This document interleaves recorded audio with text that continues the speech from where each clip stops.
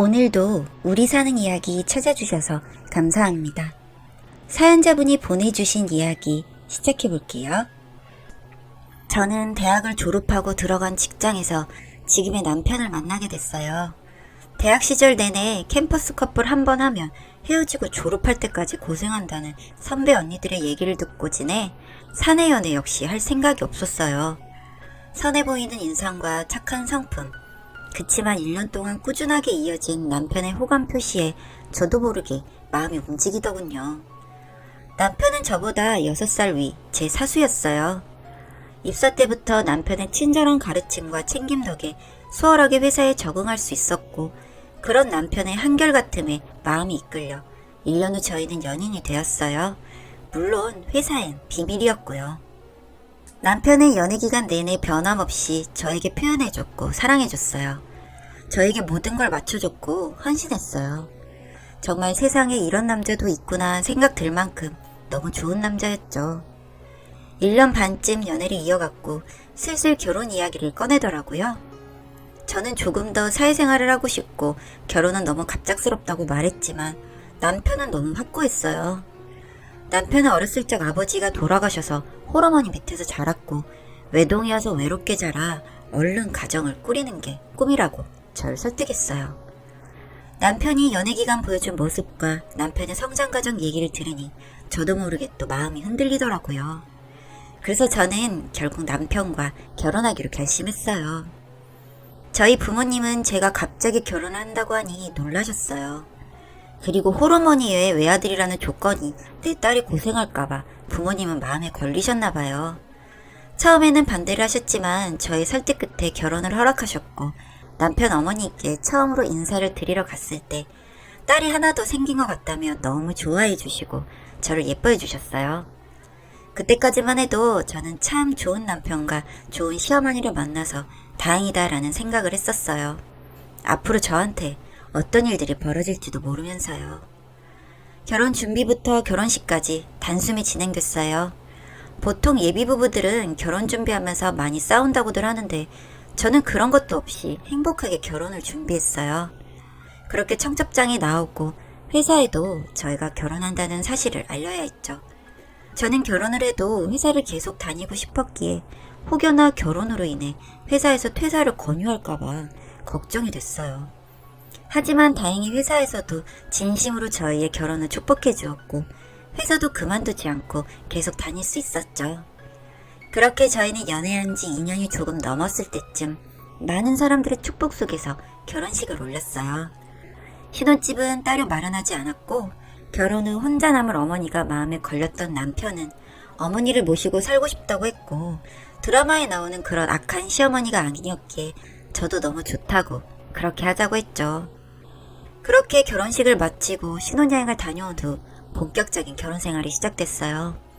신혼여행을 다녀오자 시어머니는 혼인신고서를 내밀었어요.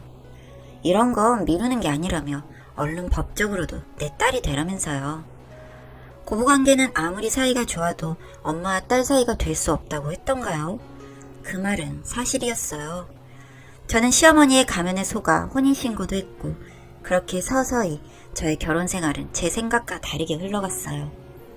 결혼 초반엔 시어머니가 출근 전 아침도 차려주시고 예쁜 우리 아가 손에 물 묻히는 거 아니다.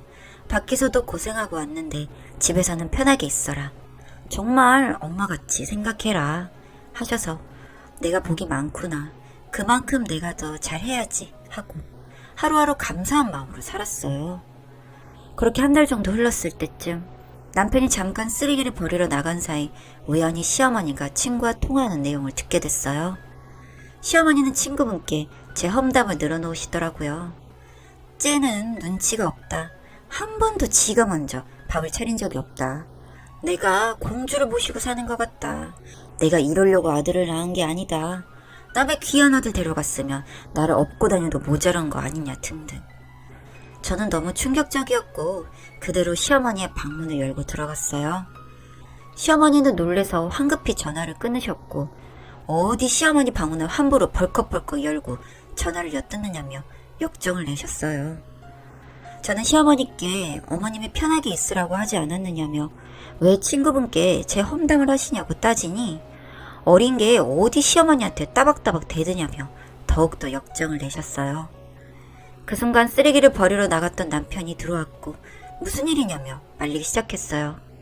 저는 제가 들은 걸 말하고 남편에게 어머님과 더 이상 같이 못 살겠다고 말했고 시어머니는 난리가 났어요.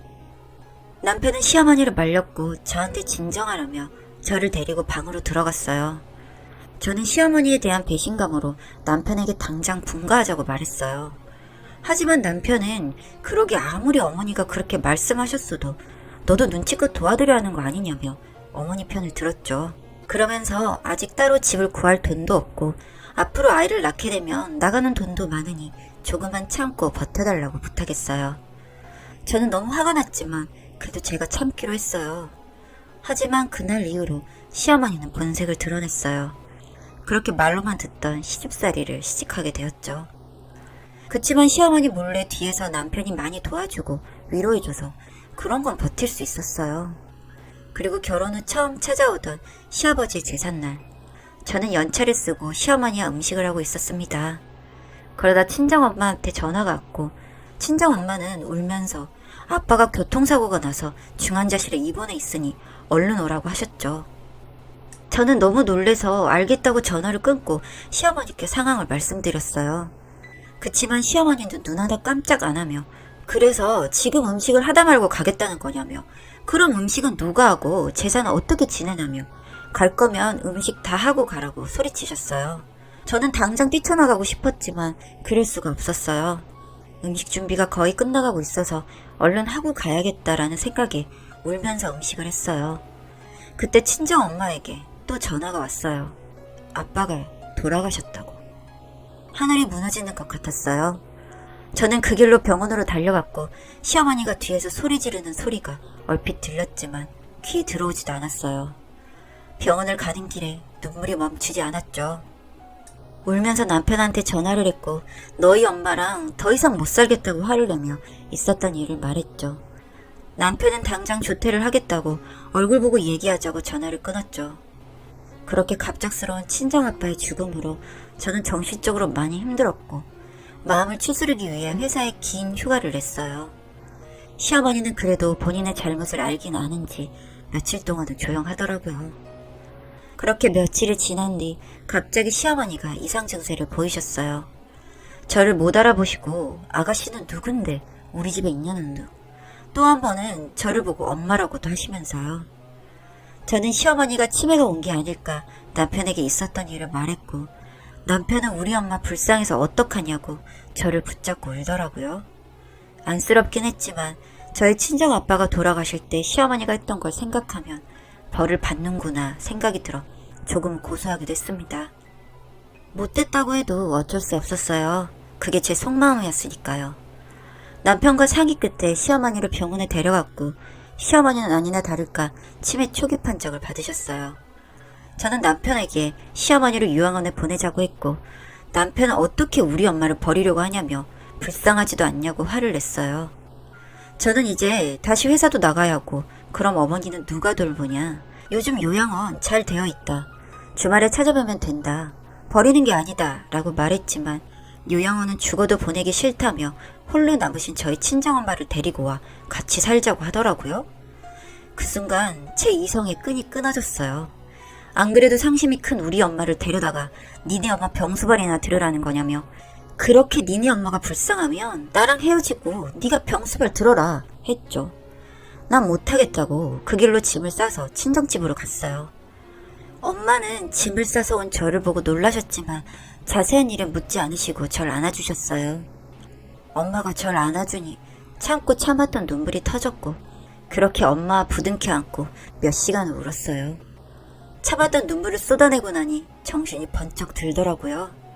제가 지금까지 왜 이렇게 살았나 싶었어요. 저는 남편과 이혼하기로 결심했고 다음날 서류를 작성해 남편에게 연락했어요. 남편은 절대 이혼해줄 수 없다며 시어머니를 요양원에 보낼 테니 돌아와달라고 사정하더군요. 하지만 전 돌아갈 마음이 없었어요. 결국 이혼 소송으로 이어졌고 길고 긴 싸움 끝에 저희는 완전 남남이 되었습니다. 남편을 만나지 않았더라면, 시어머니의 가면에 속지 않았더라면 아빠가 사고 당하던 날 바로 달려갔더라면 많은 후회가 남지만 더 늦지 않게 다시 제 삶을 찾을 수 있게 된 건 아빠가 마지막으로 남겨주신 선물이라고 생각하려고요.